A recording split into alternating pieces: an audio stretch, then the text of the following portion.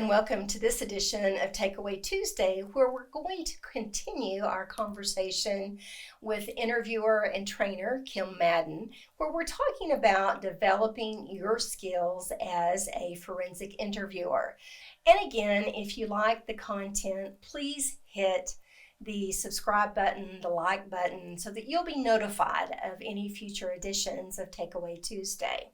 So what we're going to talk about today is how do we go about once a new interviewer has come back to their agency, they've been through a protocol training, what's next? I think, and unfortunately not everybody has access, is to find like a good mentor or a supervisor. So somebody that you can go back, be paired with ideally, who is a tenured forensic interviewer, who has the opportunity to regularly sit down with you, ideally watch your forensic interviews.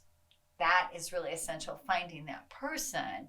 I would say beyond that, going back and certainly thinking about having a system in place that you can watch forensic interviews, watching them while they are happening, watching recorded forensic interviews, and I think we would say try to seek to watch a variety of interviews, so a variety of ages, abuse-related concerns, and differing levels of motivation. So getting to see some interviews with reluctant children who've not made an outcry prior to the forensic interview.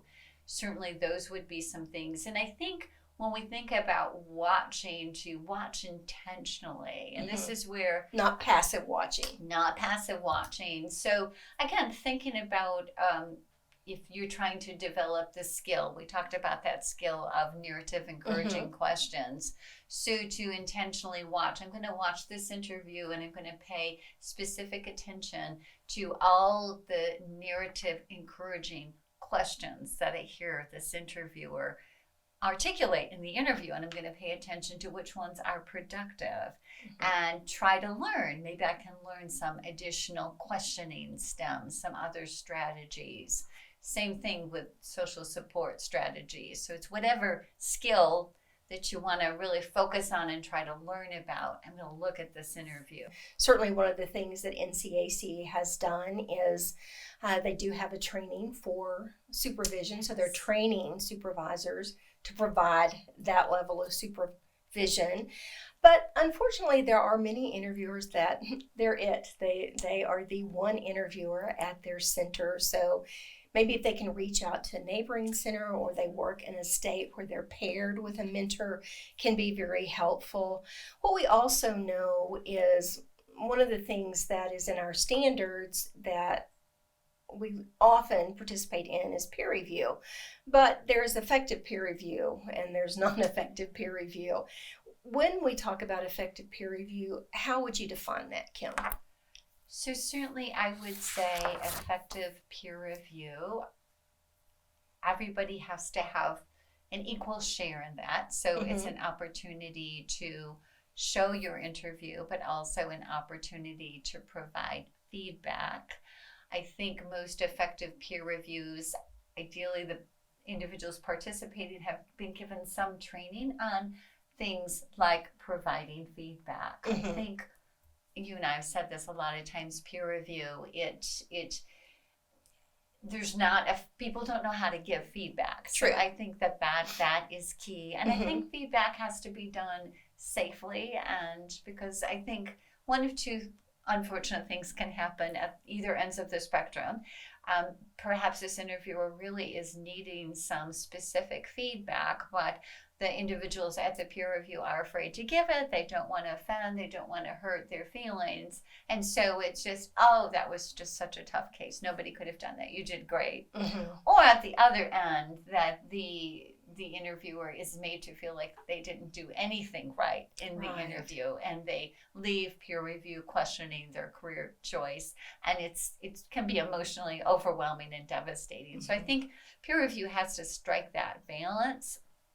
The standards say that peer review should also have some component of research. So I think that makes an effective peer Yes. review if there's that component there where you're collectively considering the research.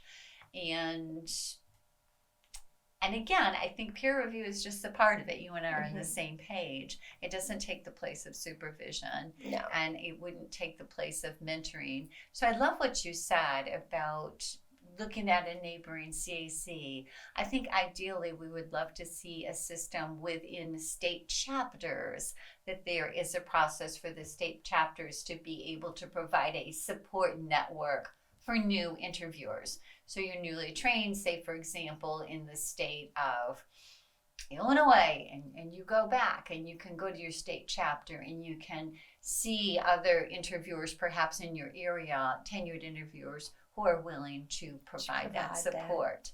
I know we try to do that informally, but having some system in place would be really wonderful for our interviewers. Yeah.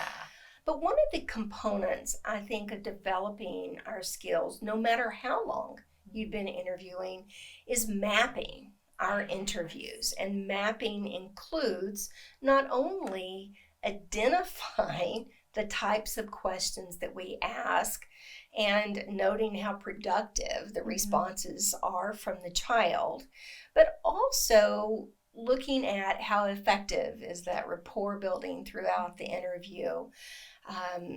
Did we do an effective narrative practice or did we not? But that is something that we don't see very often, but can be so beneficial because it means we're going back and we're observing our own work, which, let's be honest, can be painful at times, but helpful. I mean, absolutely. I think those mapping strategies, because we hadn't talked yet about self-review, which is another key component of skill development, is having a regular opportunity to review your own work. And that mapping, yes, it's excellent.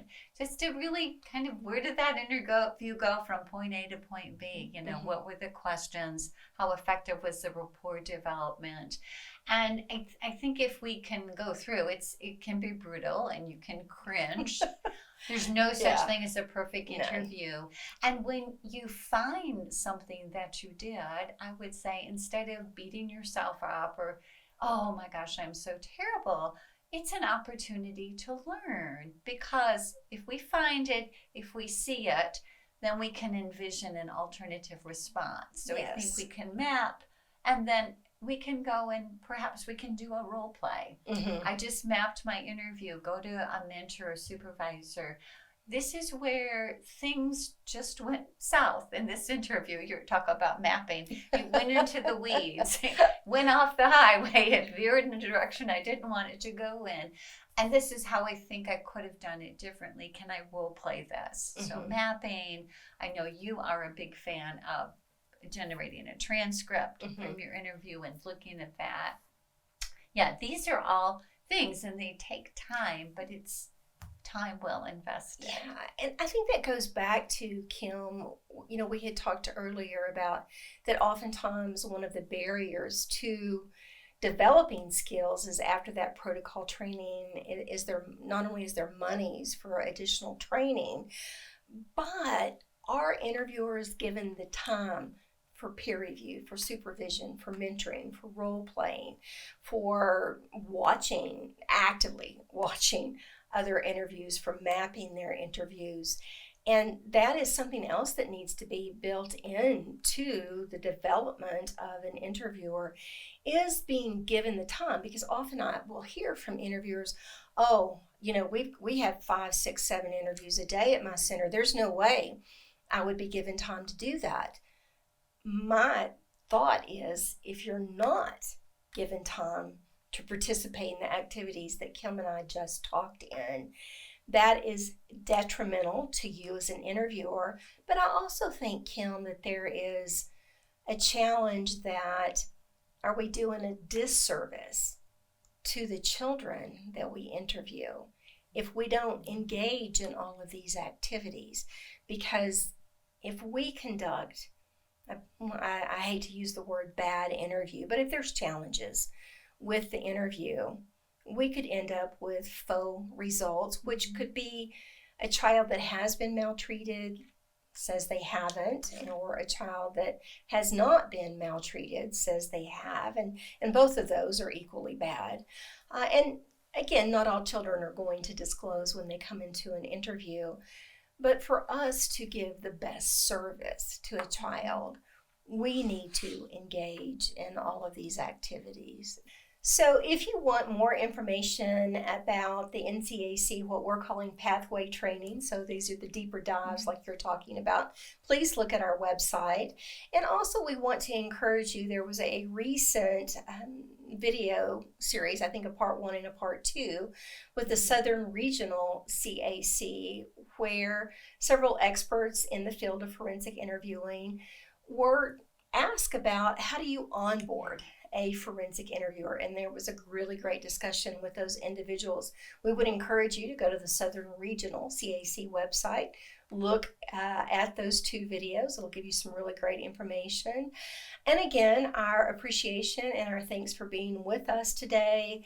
And again, if you like this content, please hit the like button, subscribe to our channel, and hit that bell for future notifications. Thanks very much. Thank you. If you'd like more information, please check out calio.org. Also look at the NCAC Virtual Training Center for different webinars and seminars that have been recorded with experts in the field. And as always, if you have any questions or comments, please email me at the link below. Thanks and have a great day.